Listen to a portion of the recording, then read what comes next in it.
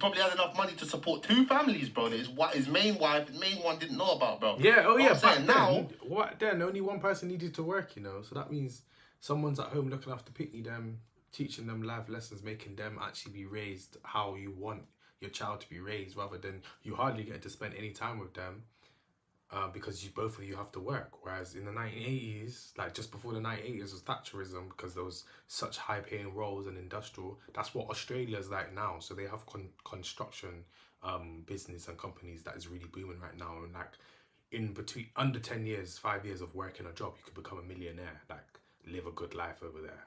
But right now here, they made it so that you need 2 parents to work.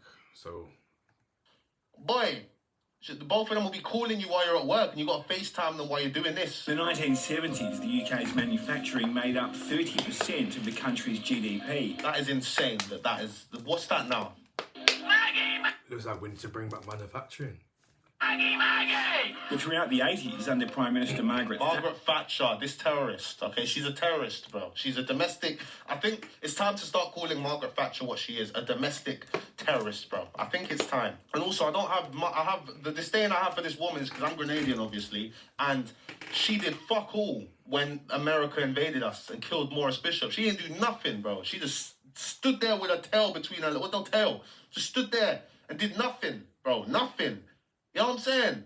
This woman, what have you done? What have you done? Like, steel was 30% of British GDP. Where's the steel? Where's the steel mines? Where's the production? It doesn't produce anything anymore. She wanted to transition into a services economy. A services economy. Finance, everybody getting degrees. Yeah. The problem is, you need, you've got the services, but you ain't got the production. So what are they servicing? They're servicing nothing. Yeah.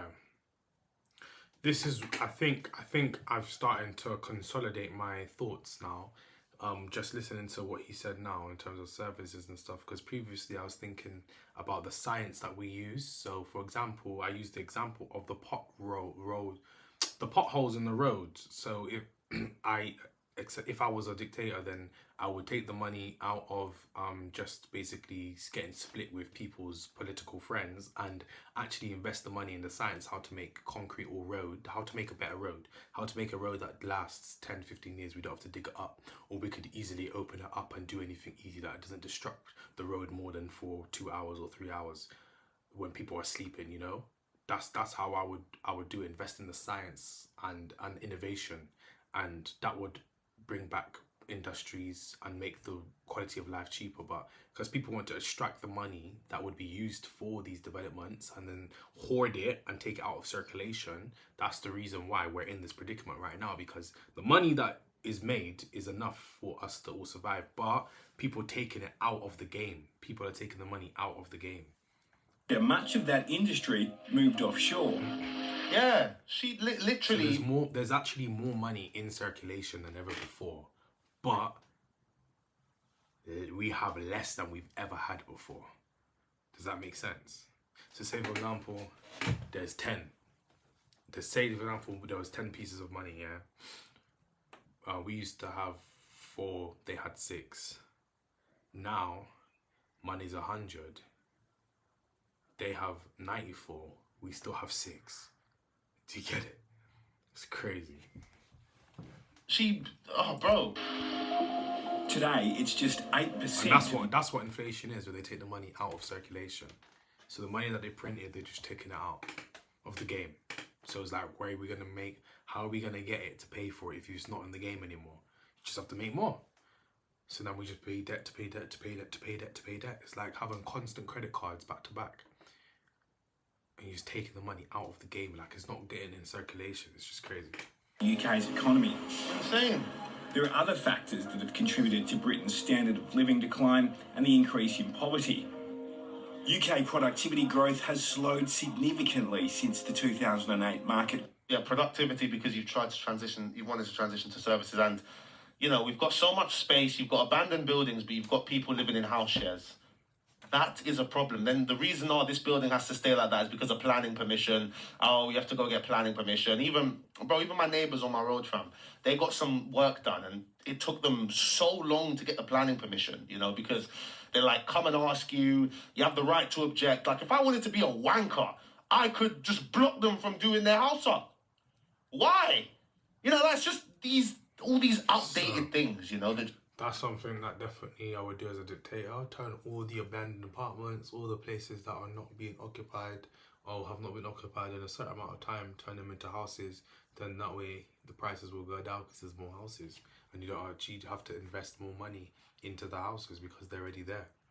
Slow things down. Business rates, things such as business rates, all these taxes, you know, because the UK needs money to pay its interest now. Instead of thinking, yo, let's cut tax here, cut tax there, not take tax here, not take tax here. And that will incentivize. The UK is one of the only countries, okay?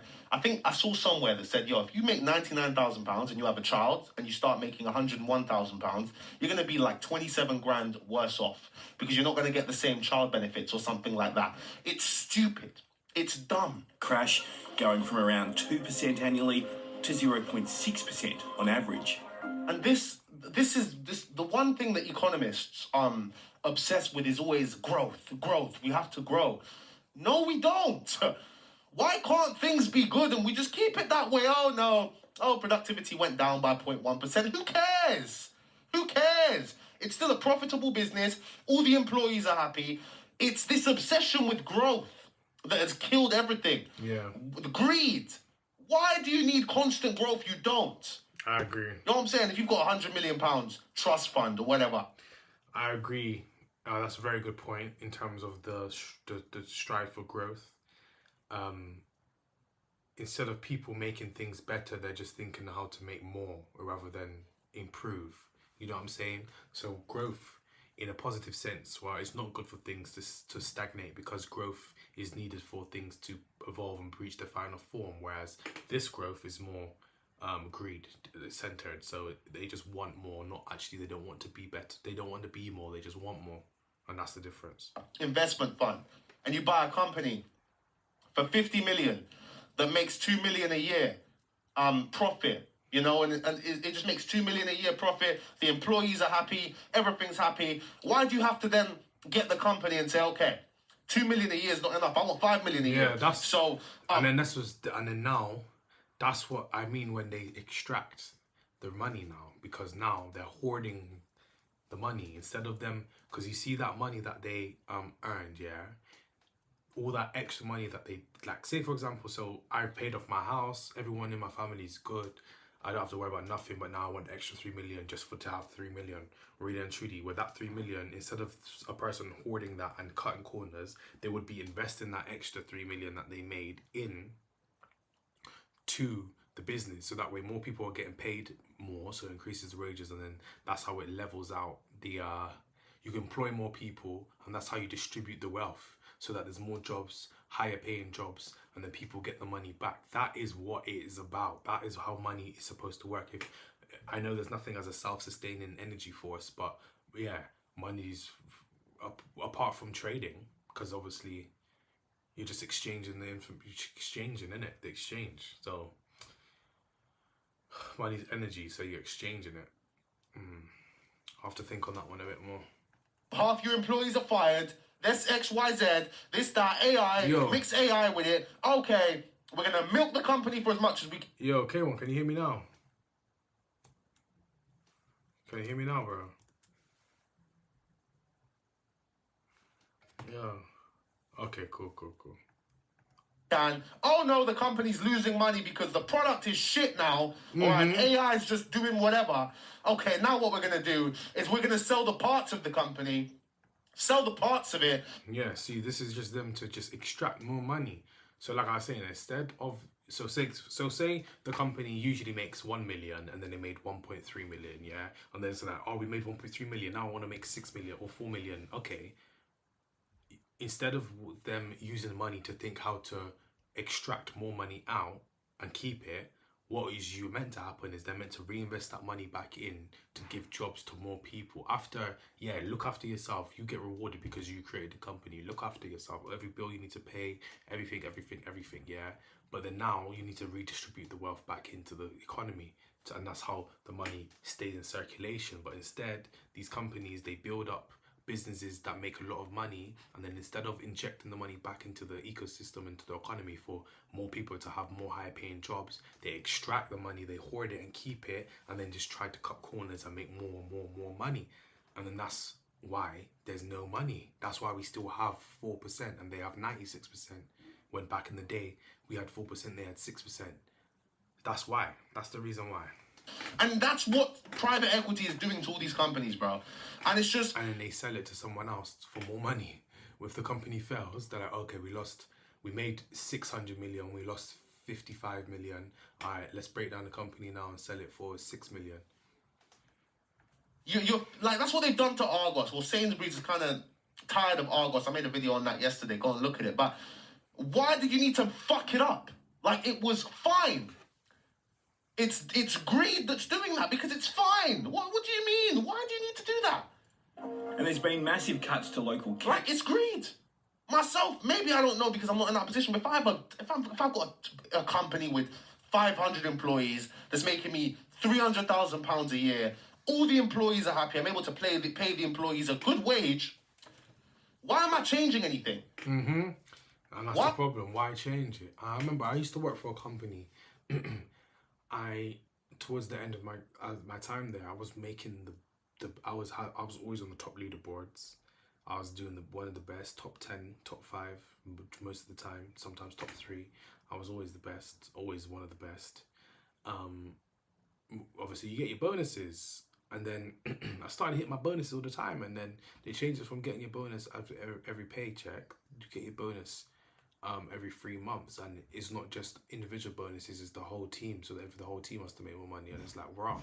So basically all that money we made, we would be getting out. You're keeping it and you're giving us less, and we have to do more. Everyone has to make it, otherwise we don't get it. That's fuckery, because they basically raised the base standard. So now a lot more people are going to be much more higher, but then you still have some people that are below, and then because there's 1 or 2 that are below, and the ones that are higher, we wasn't getting the bonus. And that's why I left. I was like, yeah, you're taking a piss out of me. But then you could argue, then I see the rebuttal there. It's like, oh, but there's no innovation. Then you don't innovate. Or maybe competition's going to come in there and wipe you out. That's a good point as well. It's about finding a balance, though. Because right now, it's just extreme. It's always growth. No, we don't always need growth. Like I said, the money, what you're changing, when you're making more money, is to innovate. And then when you make more money, you look after yourself to the best of your ability. Your company is ethical, moral, all your employees make good wages, everyone can live a good life. And then when you have excess money after all of that, you know, the money that people put in tax funds that nobody needs, or when they already saved 100k, but now they're putting another 300,000 into the tax fund because that's how they keep their money.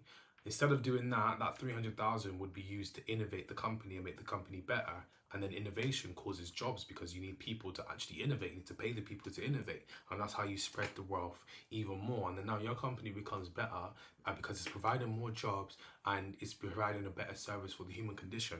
But people ain't thinking like that. People are more just thinking, I want bread, rather than thinking, how do I make my bread, my brethrens? How do we succeed in life? And obviously it's because the demons have run the show, bro. Both councils and public services. Real wages have gone backwards, and that's combined with skyrocketing inflation. How the frick does that make sense? Real wages have gone backwards. How have they gone down?